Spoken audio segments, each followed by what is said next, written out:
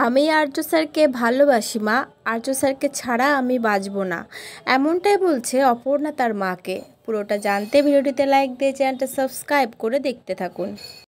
চিরদিনই তুমি যে আমার সিরিয়ালের নতুন প্রোমো সামনে এসে গেছে।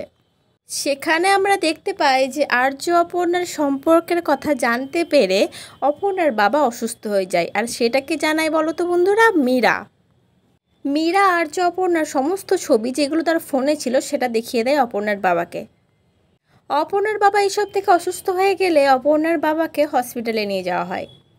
আমরা দেখতে পাই হসপিটালের বাইরে অপর্ণা কাঁদতে কাঁদতে আর্য স্যারকে বলতে থাকে, স্যার আপনি তো আমার বাবার সমস্ত বিলই মিটিয়ে দিয়েছেন, দেখবেন আমি আপনার সমস্ত টাকা শোধ করে দেব। আর ঠিক তখন আর্য স্যার অপর্ণার চোখের জল মুছিয়ে দিতে দিতে বলতে থাকে, আমি তোমার ঋণ কী করে শোধ করব বলো অপর্ণা। তখন অপর্ণা কাঁদতে কাঁদতে বলে, ঠিকই বলেছেন স্যার, ভালোবাসার ঋণ হয়তো সত্যিই শোধ করা যায় না। আর ঠিক তখনই সেখানে অপর্ণার মা কাঁদতে কাঁদতে চলে আসে। আর সেখানে এসে আর্য অপর্ণার চোখের জল মুছিয়ে দিচ্ছে, এটা দেখে ফেলে অপর্ণার মা।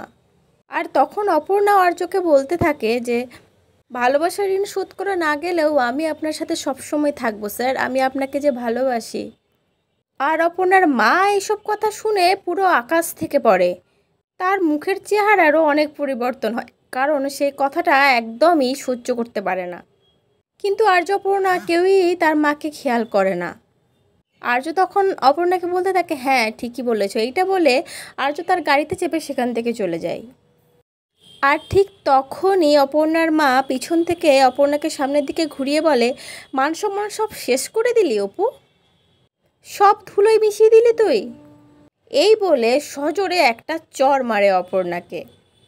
অপর্ণা মা তখন বলতেই থাকে, এই ভালোবাসার এখানেই শেষ অপু, আমরা না খেতে পেয়ে মরে যাব, কিন্তু এই সর্বনাশ কখনোই হতে দেব না, এইটা আমরা কখনোই মেনে নেব না।